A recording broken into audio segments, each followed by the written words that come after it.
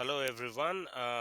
My name is Professor Mohammad Arif. I am the head of school for School of Architecture and Built Environment at University of Wolverhampton, and I am here to talk about a very exciting initiative we have going on by the name of National Brownfield Institute that we are establishing on University of Wolverhampton site.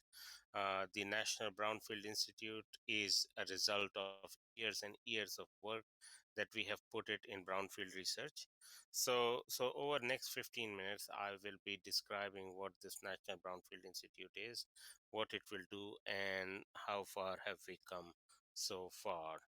So the first thing that I would like to talk about is, where are we headed, and why is this such an interesting opportunity? If you are familiar with University of Wolverhampton, we are very close to the train station, and we have quite a strong link in the community, not only city of Wolverhampton but the entire Black Country. We are close to some big brownfield sites. Several new developments going on in Wolverhampton at the moment, including 5G and other initiatives in cybersecurity, in built environment, in construction management. So there are lots of related initiatives that are underway at the moment in the city of Wolverhampton, and this is one of the major initiatives in the series of those new projects that we are undertaking to make this a truly a unique center of excellence in the area of construction and built environment. So the vision is, we as University of Wolverhampton wanted to set up a world-class construction, regeneration, and built environment cluster offering teaching and skills development, cutting edge research and innovation, and business led creativity driving the circular economy. So our work in the past few years has been very close to what industry has desired. We have worked very closely with industry, several industry centers, and we are in this unique position where we do teaching, research, enterprise, end to end. We are also a very unique school of architecture and built environment, which offers every course from design to demolition and everything in between. So quite a unique proposition. We have a new 12-acre campus, which is the largest campus of construction related courses in Europe and one of the largest in the world. We just opened our new building of School of Architecture and Built Environment on that campus. Uh, Going forward, I think one of the major focus areas of our innovation activities is circular economy, and that is where the focus is. National Brownfield Institute is one of the steps towards achieving circular economy because it is recycling of land and old buildings that we are looking at as part of National Brownfield Institute.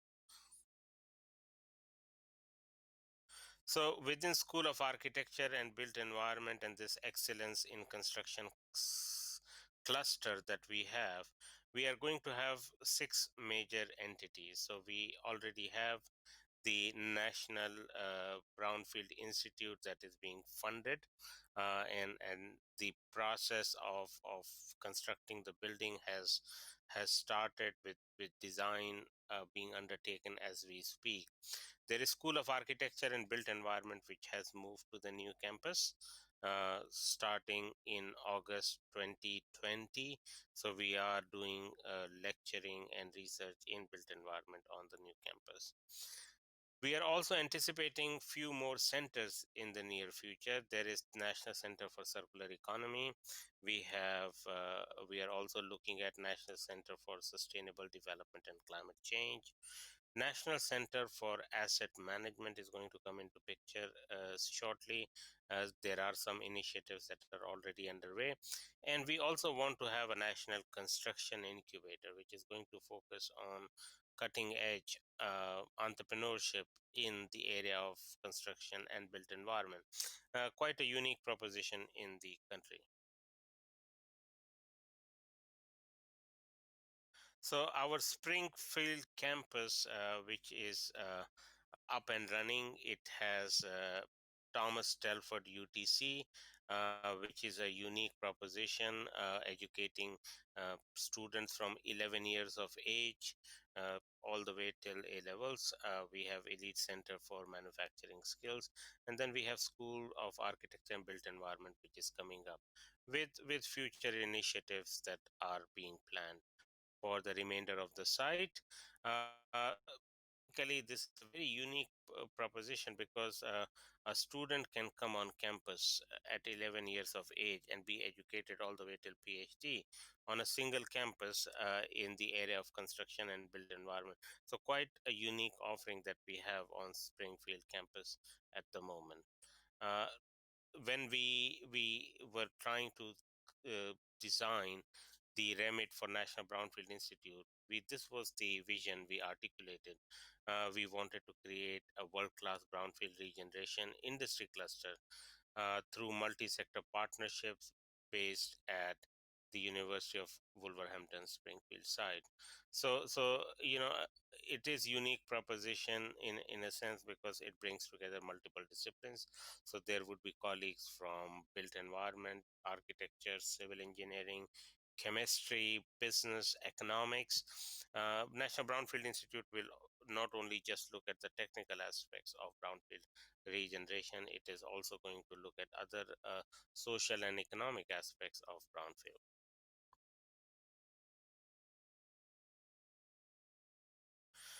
So realizing this vision, so we have this is the Springfield site, and if you see the image, the red roof building is the School of Architecture and Built Environment that has already been built. The white buildings on this image are the buildings that had existed on the site uh, as part of Mitchell and Butler Brewery. The yellow building is the building that we are conceiving at the moment to be the National Brownfield Institute.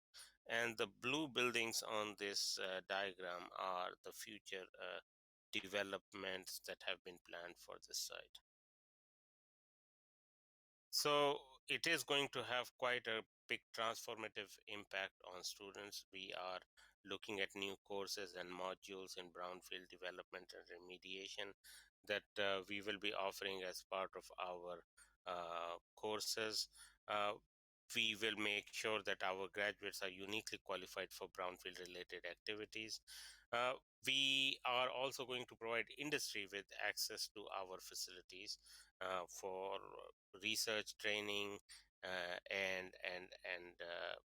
R&D for potential for internships and placements for our students and access to industry leaders. We already have several industry leaders who are part of our advisory board as part of National Brownfield Institute. As far as research is concerned, we are doing research in so many different areas related to brownfield, looking at soil testing, looking at groundwater testing, looking at social and economic factors, looking at planning and decision support systems development for brownfield, and looking at developing a nationwide database and digital twin for brownfield sites in the UK.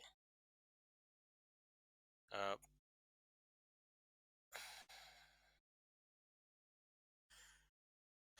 We would also be looking at knowledge transfer and training courses for industry, local and national, looking at reskilling, upskilling, and retraining individuals in the brownfield sector all over the country.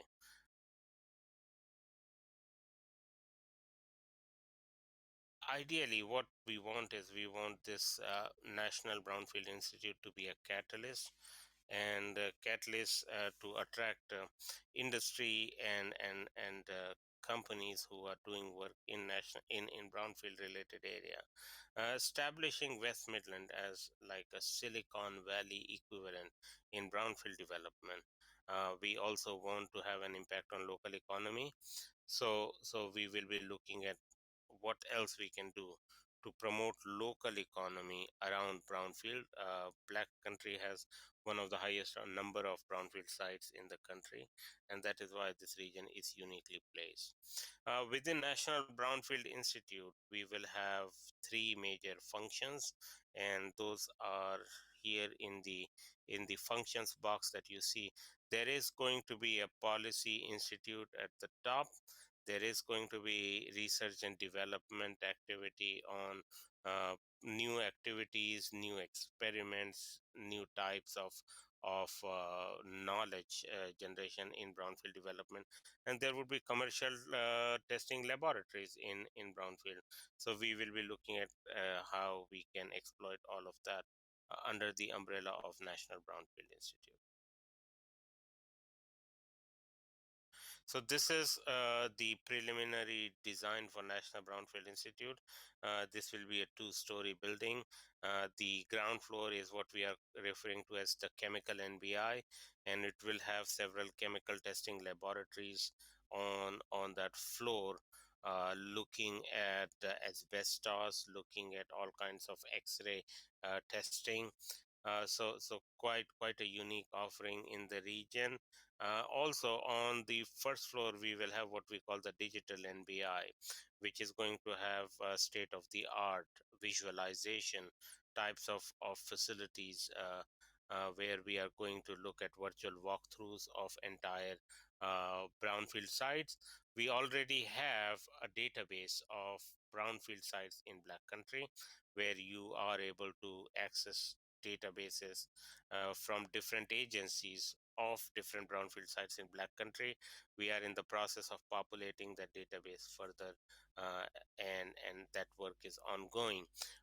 The strength of that database comes from the information that is shared by the local councils and industry, and we populate those. We try to connect different databases.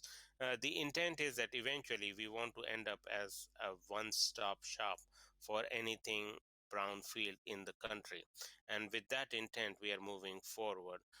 National Brownfield Institute have has received a funding of about 14.9 million uh, from the Get Britain Building Fund of Prime Minister Boris Johnson, and through that initiative we are in the process of designing and building this facility, which should be up and running by January 2022. So that's the plan at the moment. So with that, I would like to thank you all for listening, and we look forward to interacting with people from industry, people from practice on anything to do with brownfield. If you have any questions, you can contact me on Mohammad.arif at wlv.ac.uk. Again, it is spelled Mohammed.arif, ARIF, at wlv.ac.uk. Thank you very much. Thank you all.